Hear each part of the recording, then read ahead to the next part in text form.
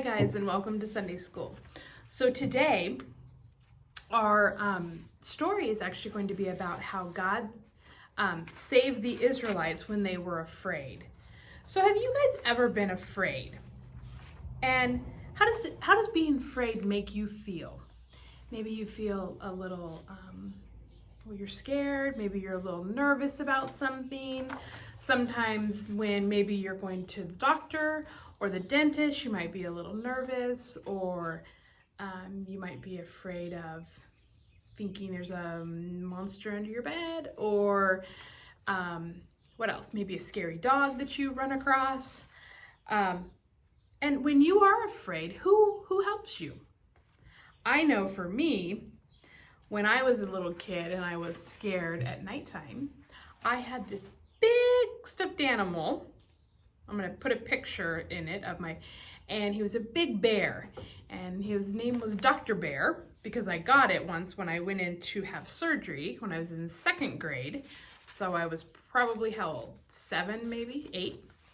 And I remember whenever I would get scared at night, I would always kind of huddle down and I would put my head in the bear and like kind of protect myself. And that was something that I would that I always had when I was scared. You also might have your mom or dad. Maybe you would go in. I know for my kids, when they would get scared, they would come into my room at nighttime and I would let them sleep on the floor. And that seemed to help them. So what are some things that you do? And I know for me now as a grown-up, when I'm afraid or scared about something, I pray. I ask God to help me to overcome that fear. So let's get ready and get started on our story today. Okay, so I've got my Bible here, and we're going to be in Exodus 14. And this is, during this time in the Bible was when this is after Moses, we had all of the Israelite people that were in Egypt, and they were under Pharaoh, and Pharaoh was kind of like in charge of the Israelites, and they would make the Israelites as their slave, make them do stuff, make them work, and they weren't allowed to leave. Well, God gave Moses the power to go and to be brave and to go see Pharaoh. And many times Pharaoh would say, yeah, let my people go. You can let the people go. The people can leave. And then Pharaoh would change his mind, and God would send different plagues to affect the land of Egypt, whether it be sending a bunch of frogs or a bunch of gnats. God turned the water to blood, and all of these little things, because Pharaoh kept saying, yeah, they can go. Oh, no, they can't go. Yes, they can go. No, they can't go. Well, in the last one, God actually, the Israelites actually got to leave, and they walked, and they had to get out of Egypt. Well, so here's another picture of them all walking, and there was a lot of people. So I looked it up, and it said that there was 600,000 able-bodied men that left Egypt and went with Moses. That's not counting the women or the children, and they also brought their animals and everything that they had. So all of these people left Egypt to leave Egypt, to go to the promised land, the land that God had promised them. So they start walking, and it's not easy. It's a really long walk. And you know what happens to Pharaoh? He changes his mind again. Well, the good thing is that the Israelites had already left, so they kind of had a head start. Okay? Well, so they come to the Red Sea. So let's put my Red Sea up here. They come to this this thing of water. And it wasn't just, oops, you guys can't see it. It wasn't just a little river where you could just, jump across the rocks and just jump across and get across to the other side. This was a big amount of water. There was no way. They didn't have boats enough to take 600,000 people across. And then all of the Israelites, the people that came with them, so here's just how many people? 1, 2, 3, 4, 5, 6, 7 people on this picture, but there were a lot more. They didn't have boats. They couldn't get across. They started to get a little bit mad, like, we need to just go back because there's no point in going any further. We're stuck. It's like a dead end.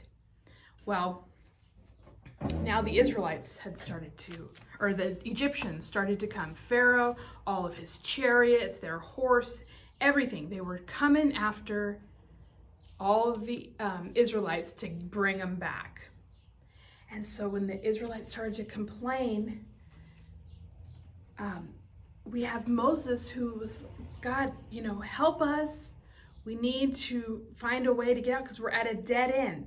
We can't really go back the same way we came. So the only way we can do is to get across this Red Sea. Well, you know how long the Red Sea? The Red Sea was 11 miles long. That's a long way. So you need to sometime, this is what I do. I know how far it is from one town where I live in to the next town. And it's about 10 miles. So that's how long the Red Sea was to get across. Well, okay, so in our Bible, it says that the Israelites said to Moses, leave us alone so we can serve the Egyptians. For it would have been better for us to serve the Egyptians rather than die here. Because again, remember, they feel like they're stuck. There's no way to go. So they feel like they're going to either get taken back or the Egyptians, Pharaoh and all the people, are going to kill them. And it says, and Moses said to the people, fear not, stand firm and see the salvation of the Lord, which he will work for you today. For the Egyptians whom you see today, you shall never see again. And they can see, they could look up and they could see like probably the dust from the chariot that somebody's coming after them. Okay, and then the Lord, it says in verse 14, the Lord will fight for you and you have only to be silent. So God's going to fight for them. Something's going to happen. A big thing's going to happen. And then the Lord said to Moses, why do you cry to me? Tell the people of Israel to go forward. Lift up your staff and stretch out your hand over the sea and divide it, and that the people of Israel may go through the sea on dry land. So God told Moses, lift up your hand with your staff. So the staff was like the stick. Lift up your hand with the staff, and the sea will part. And so here's another picture of the ocean, of the sea being parted. And it said that they, and you may go through the sea on dry land. So you know what God did? He parted the ocean, or the sea, parted it so that all of the people and all of the animals and all of the kids could all walk through and get across this 11-mile long opening and get through to the other side, so that they would not get captured and that Pharaoh and them would not get them. So so when they walked through, it was like a dry path, and on either side. So if you are in your house right now, you have walls. So look at your wall and look how tall the wall is. I know here at the church, the walls are really tall. And picture that all just being water. I picture it to be kind of pretty. I don't know if the Red Sea, I don't know if there was animals, I'm guessing there were animals that lived in it. So I picture like, I wonder if you could see, like if a fish floated by, but it couldn't get out. It was kind of like you were walking in a big fish aquarium. But you were on, the ground was dry. There wasn't like big puddles they had to jump over. I picture it to be completely dry because God said in the Bible that the ground was dry ground. So I don't think that there would be mud where you were having to get mud, because nobody, when they walked through, nobody on the wagons maybe they were pulling, they didn't probably lose a wagon wheel. Like they didn't stumble and fall. Like 11 miles, that's a long walk. And God protected them all during that time. And can you imagine, like I would have been afraid sitting here looking behind me and seeing the clouds of dust, because those Pharaoh and the Egyptians were on their way. They were coming to get you. Not you, but the Israelites. Like that fear, you would be afraid of that. But then I would also be afraid even walking through two big walls on your right hand and on your left hand, two walls of water. Like I would be like, I would probably be trying to run some of the time, but you knew you had to put your faith and your trust that, you know what? God's speaking to Moses. Moses is relaying the information onto us, and just keep going. And guess what? Then when everybody made it across, so after everybody had gotten across, the Egyptians that were now up on the hill coming down, they saw, oh, the waters are parted. Can you imagine what they would have thought to see that? It's like if you went to the ocean and all of a sudden there was a big path that opened up. That would be pretty amazing to see. Well, they took their chances and they started to go through the opening of the water as well. And then it said, the Egyptians pursued and went in after them into the midst of the sea. All of Pharaoh's horses and his chariots and his horsemen, all in there. And then guess what? He said to Moses, stretch out your hand over the sea, and the waters may come back upon the Egyptians and their chariots and their horsemen. So Moses stretched out his hand over the sea, and the sea returned to its normal course when the morning appeared. So it's very sad that all of the Egyptians died, but it was God's plan. And so God had the power to be able to open up that sea to let all of his people come through. And then at the end, he closed it back up, and all of the bad guys were killed in the sea. And that's sad, but you know what? God's word is true, and we read it right from the Bible. So sometimes there's things in the Bible that we're like, oh, that's really sad. But we have to remember that, you know, God had a reason for it, and we are thankful for that. And so that when we are afraid, we know that God is going to take care of us in some way. Might not be the way we want it to happen, but we know that God's way is always true. So, I have another book here, picture. Let me get it. I'm gonna move this camera back a little bit. This is our big book. I thought it was a kind of a cool picture.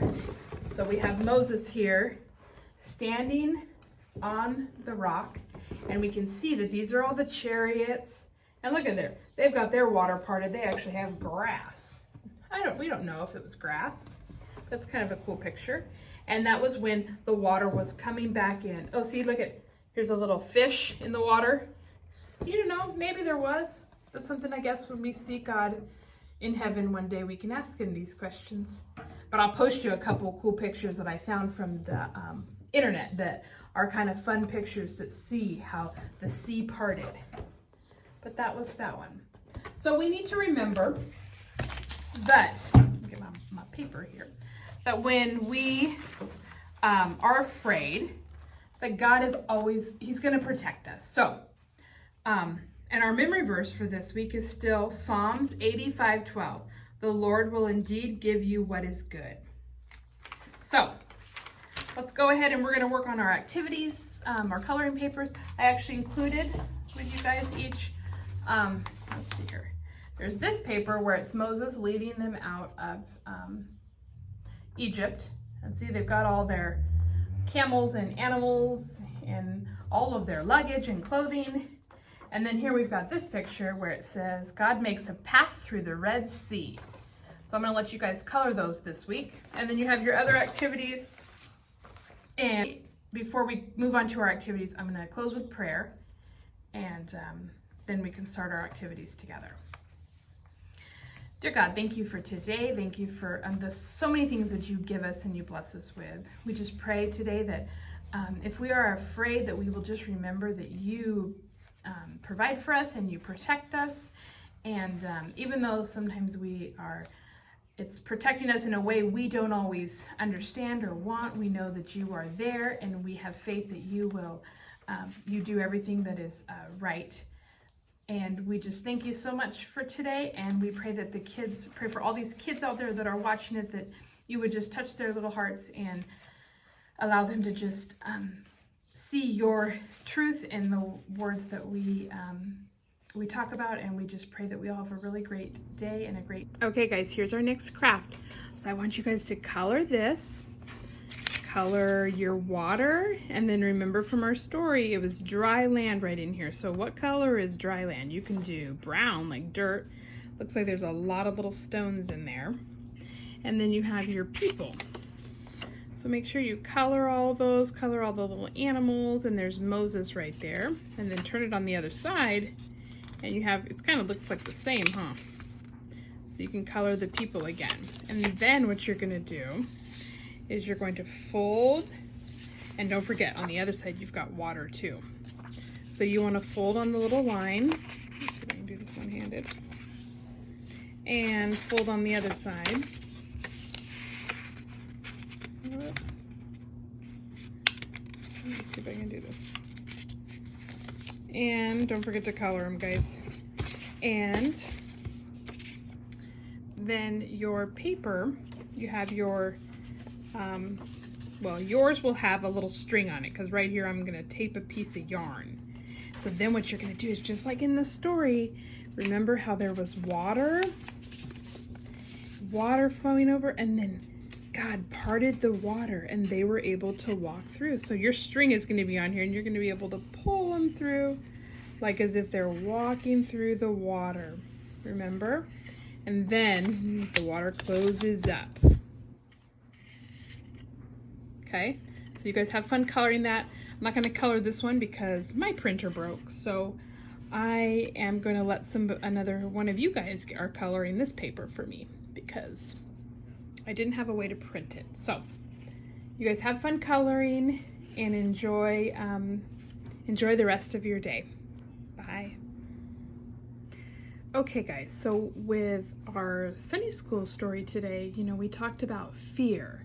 And one of the things that we can think about when we start to feel a little scared or fearful, we can think about all the things that God gives us and all the things that we can kind of be thankful for.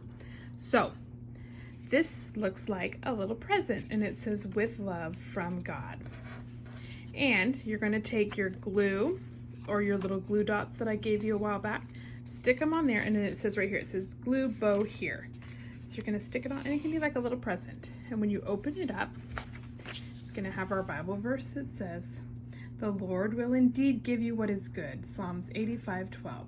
Inside the package is all of the things that God gives us that we can think about when we start to get a little scared. So we can think about our pets, our friends we have, the food we have in our cabinets and our refrigerators, the clothes we have on, the toys we have, our homes, and our family.